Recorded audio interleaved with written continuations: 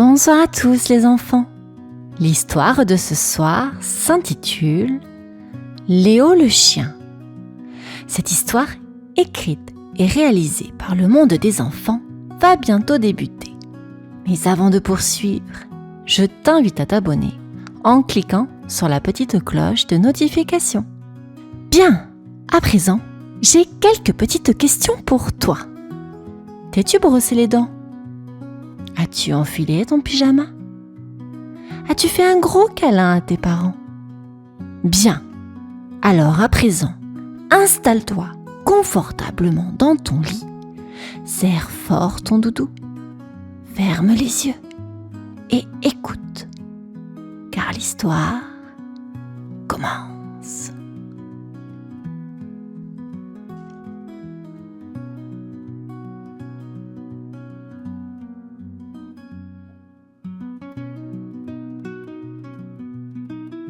Comme tous les jours, Léo, un petit chien tout poilu, se promène avec Laura. C'est sa maîtresse et ils sont inséparables. Ensemble, ils passent devant la maison de Madame Michel. Elle est toujours là, à sa fenêtre, avec son sourire bienveillant. Madame Michel connaît tout le monde dans le quartier, surtout les enfants. Elle leur dit toujours bonjour d'une voix douce. Léo aime bien Madame Michel, mais ce qu'il préfère, c'est s'arrêter devant son jardin. Pourquoi? Parce qu'il y a Pico, un perroquet coloré. Oui, un perroquet, et pas un petit. Non, non, non. Il a des plumes vertes, rouges et bleues, comme un arc-en-ciel. Mais Pico n'a pas l'air très heureux. Il est tout seul dans une petite cage. Il reste là sur son perchoir, sans bouger. Léo le regarde, penche la tête, mais rien. Pico ne parle pas, ne chante pas. Il semble triste. « Allez Léo, on rentre !» dit Laura. Mais Léo, lui, ne veut pas bouger. Il tire sur sa laisse et regarde Pico. Laura le trouve drôle, ce petit chien têtu. Elle rigole, tire un peu sur la laisse et Léo finit par la suivre, même s'il jette un dernier regard à Pico. Madame Michel sourit. « À demain, mon petit Léo, » dit-elle. Léo remue la queue, mais dans sa tête de chien, il pense. Pourquoi Pico ne vole pas et ne chante jamais? Et c'est ainsi que, chaque jour, Léo s'inquiète un peu plus pour son ami perroquet. Léo adore jouer dans le parc avec Laura. Il court après les papillons, creuse des trous et surtout, il fait des roulades dans l'herbe. Laura éclate de rire en le voyant faire ses bêtises. Mais aujourd'hui, quelque chose distrait Léo.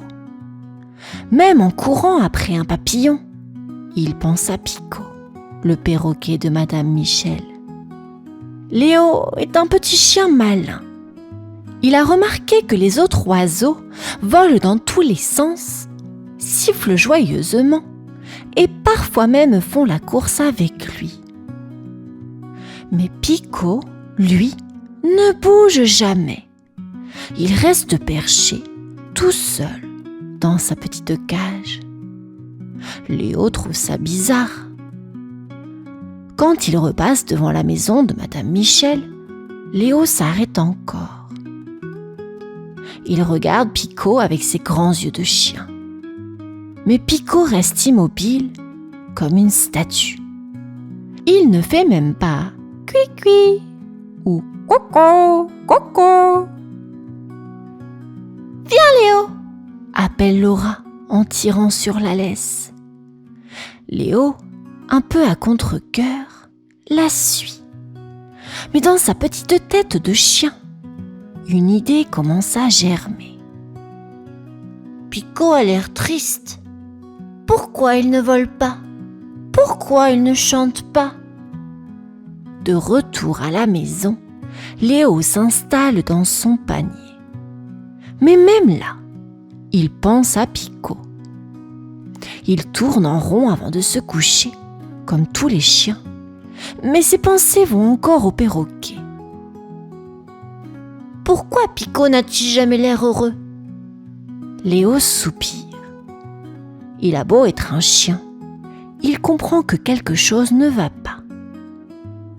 Son ami, le perroquet aux plumes colorées, ne devrait pas rester enfermé tout seul comme ça.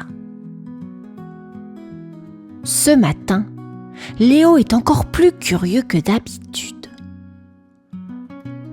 En se promenant avec Laura, il sait exactement où il veut aller.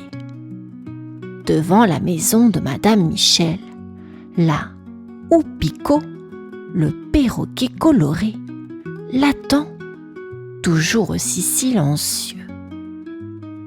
Quand il arrive près de la cage, Léo s'arrête net. Il plante ses pattes dans le trottoir et refuse de bouger.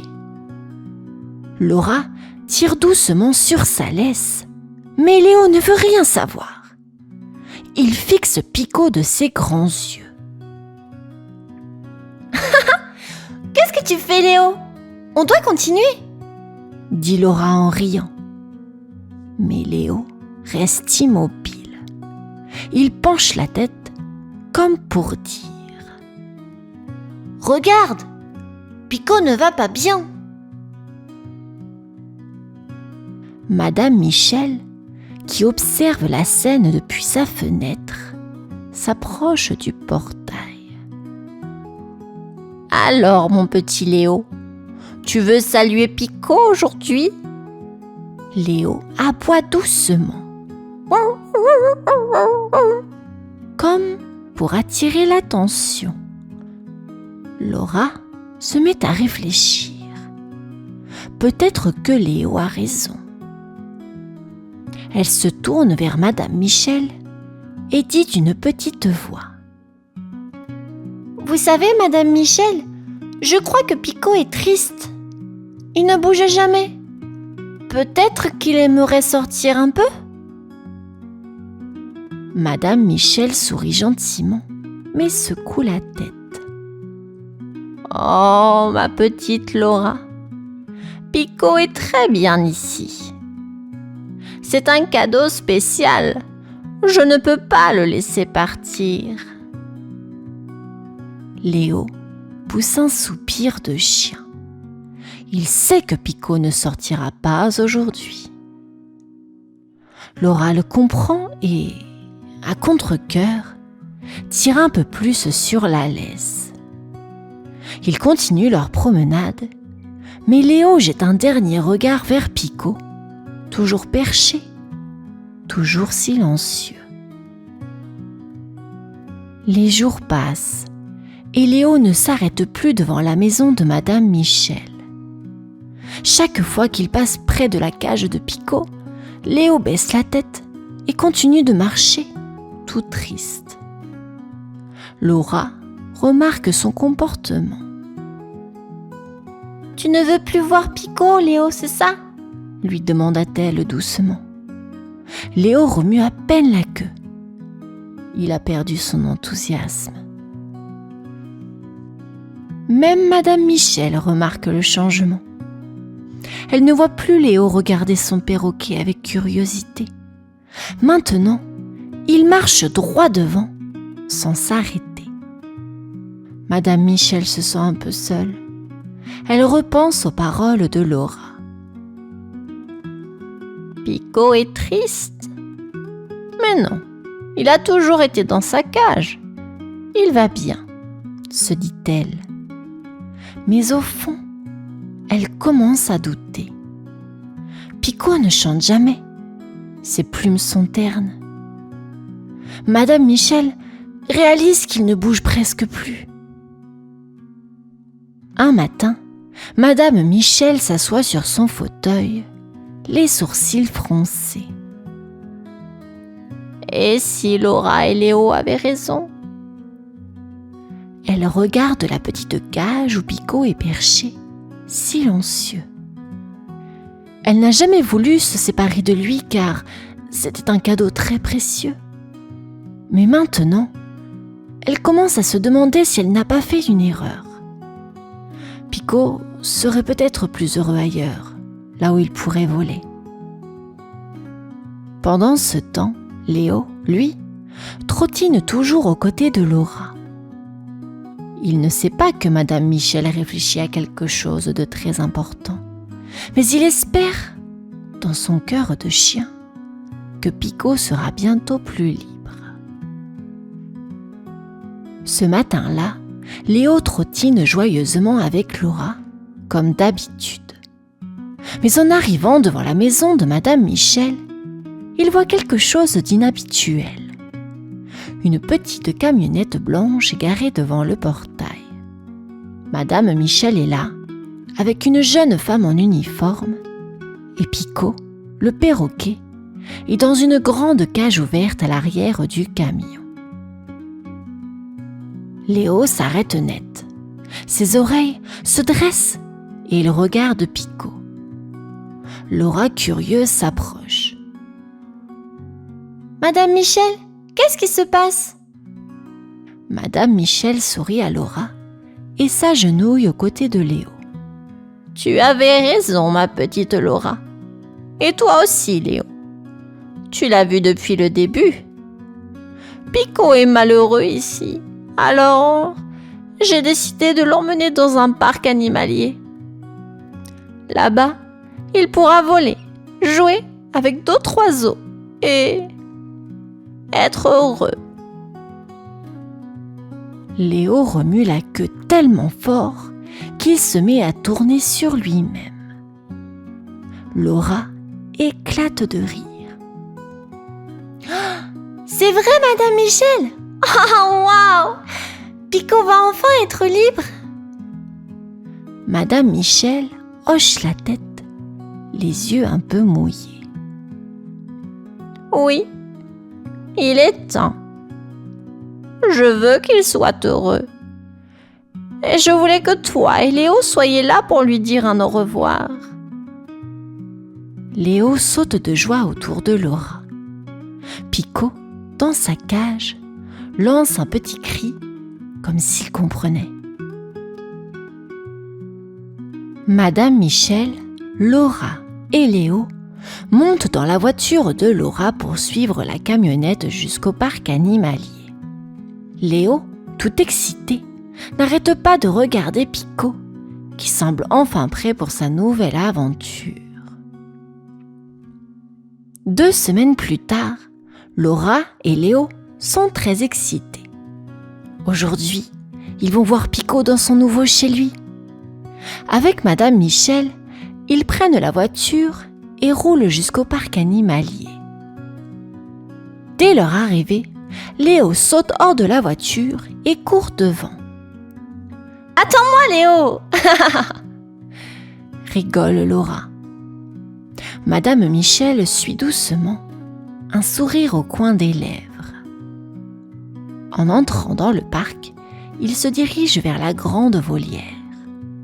Là, parmi les arbres et les fleurs, Léo aperçoit Pico. Mais quelque chose a changé. Pico est magnifique. Ses plumes brillent sous le soleil et il vole joyeusement d'une branche à l'autre. Il n'est plus seul aussi. Il y a d'autres perroquets de toutes les couleurs qui volent avec lui. Léo, tout excité, aboie joyeusement. Pico s'arrête, le regarde et pour la première fois depuis longtemps, il pousse un cri fort et joyeux. « Coco! Coco !» Laura éclate de rire. « Tu as vu ça, Léo? Pico est enfin heureux !» Madame Michel essuie une petite larme. Oui, ma petite Laura, il est heureux. Merci de m'avoir aidé à le voir. Léo tourne en rond, sa queue bat en l'air. Il est tellement content de voir son ami Picot libre et joyeux. Picot, de son côté, déploie ses ailes et vole au-dessus d'eux, comme pour leur dire « Merci ». « Allez Léo, il est temps de rentrer », dit Laura. Léo jette un dernier coup d'œil à Picot et, le cœur léger, trottine joyeusement vers la sortie. La mission accomplie. Fin de cette histoire, les enfants. J'espère qu'elle vous aura plu. En tout cas, je vous souhaite une bonne nuit. À bientôt.